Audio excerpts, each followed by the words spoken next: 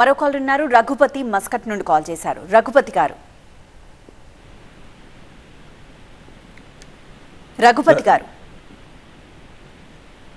Right, call drop అయినట్లుంది. So అబద్ధపు హామీలతో ప్రజల్ని మోసం చేస్తోంది కాంగ్రెస్ అని ఎంపీడీకే అరుణ అంటున్నారు. మరి మీరు ఇచ్చిన హామీలు ఏవైతే ఉన్నాయో అవి ఎందుకు పూర్తిగా అమలు అవ్వడం లేదు?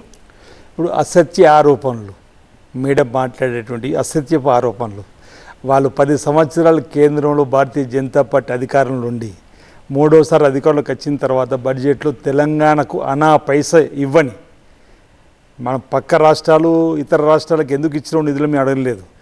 ఆంధ్రప్రదేశ్ పునర్విభజన చట్టానికి సంబంధించినటువంటి అంశంలో పక్క రాష్ట్రానికి నిధులు ఇచ్చినప్పుడు అదే చట్టంలో తెలంగాణలో కోచ్ ఫ్యాక్టరీ కాజ్పేటలో రైల్వే కోచ్ ఫ్యాక్టరీ ఎందుకు ప్రస్తావించలేదంటే, బయ్యారం ఉక్కు గనులకు సంబంధించి ఎందుకు ప్రస్తావించలేదంటే సమాధానం లేదు.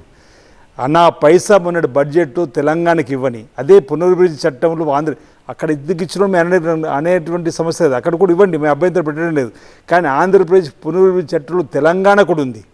అసలు నరేంద్ర మోడీ గారికి తెలంగాణ అంటే మొదటి నుంచి కూడా గిట్టని సందర్భం. ఈరోజు తెలంగాణ బిల్లు ప్రవేశపెట్టినప్పుడు పార్లమెంట్ తలుపులు మూసివేసి తల్లి బిడ్డను వేరేసారు, తల్లిని చంపిరని చెప్పని అవేళంగా మాట్లాడినటువంటి వారి రోజు మా మీద మాట్లాడు అబద్ధపు మాటలు వారివి, అసత్య ప్రచారాలు.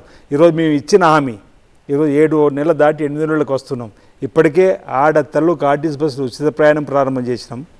ఈరోజు 5 లక్షల నుంచి 10 లక్షల రూపాయలు రాజీవ్ ఆరోగ్యశ్రీ ప్రారంభం చేసుకున్నాం. 200 యూనిట్లు గృహజ్యోతి గ్రామాలు, ఆనాడు రైతులకు ఉచిత విద్యుత్ ఇచ్చింది మేమే. ఈరోజు గృహజ్యోతి కూడా 200 యూనిట్లు కాల్చుకునే పల్లెటూర్లలో 95% ఎబో ఈరోజు 200 యూనిట్లు కాల్చుకుని ఉచితంగా తీసుకునే సందర్భం ఉంది. రైతుల రుణమాఫీ 2008లో ఆనాడు మన్మోహన్ సింగ్ గారు ప్రధానమంత్రి ఉన్నప్పుడు, యూపీ చైర్మన్ శ్రీమతి సోనియా గాంధీ ఉన్నప్పుడు, ఇక్కడ రాజశేఖర్ ముఖ్యమంత్రి ఉన్నప్పుడు ఏకకాలు రుణమాఫీ చేస్తానని చేసినాం.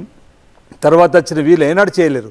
ఈరోజు మళ్ళీ మేము చేస్తున్నాం. 31,000 కోట్ల నుంచి మించు ఇప్పటికే 0 నుంచి ₹1,00,000 వరకు రుణమాఫీ చేసినాం. 0 నుంచి 1,50,000 రుణమాఫీ చేసినాం.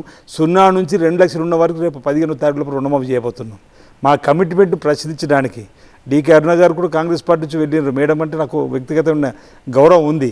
కానీ ఈ విధంగా అసత్య ప్రచారాలతో అధికారంలోకి వచ్చింది భారతీయ జనతా పార్టీ. ఈరోజు తెలంగాణ నుంచి 4 సీట్ల నుంచి 8 సీట్లకు గెలుచుకున్న తదుపరి ఈరోజు అన్నాడు రామాలయం అయోధ్యను అక్షింతలు గ్రామానికి పంచి శ్రీరామ్ అని చెప్పి ప్రతి ఇంటి ముందు రాసి గెలుపొంది అక్కడ అయోధ్యలో ఓడిపోయినట్టున్నారు అక్కడ. కానీ ఇక్కడ గెలిచి ఈరోజు తెలంగాణకు మొన్నటి బడ్జెట్లో అనా పైసా పెట్టినటువంటి వీళ్ళ మా గురించి మాట్లాడేది. మాకు కమిట్మెంట్ ఉంది. తెలంగాణ ప్రజలు మాకు ఇచ్చిన అవకాశాన్ని తప్పనిసరిగా సద్వినియోగం చేసుకుంటాం. ఇచ్చిన ప్రతి హామీని నిలబెట్టుకుంటాం. ఇప్పటికే మా హామీలు మీరు నిలబెట్టుకుంటూ చూస్తున్నారు. తెలంగాణ ప్రజలకు విశ్వాసం కలుగుతుంది. ఈ రాష్ట్రం అప్పుల కుప్ప రాష్ట్రంగా మారింది. ధనిక రాష్ట్రంగా ఈరోజు శ్రీమతి సోనియా గాంధీ తెలంగాణ ఇస్తే 15,000 కోట్ల నిలువతో ఉంటే ఈరోజు మేము ఎక్కిన రోజు 7 లక్షల కోట్ల అప్పుతో ఈరోజు డబ్బు లేదు. ఆర్థిక పరిస్థితి అంతంత మాత్రం ఉన్నా ఇచ్చిన మాట కట్టుబడి ఉండాలని చెప్పని లీకేజీలను అరికడుతూ ఆడంబరాలకు పోకుండా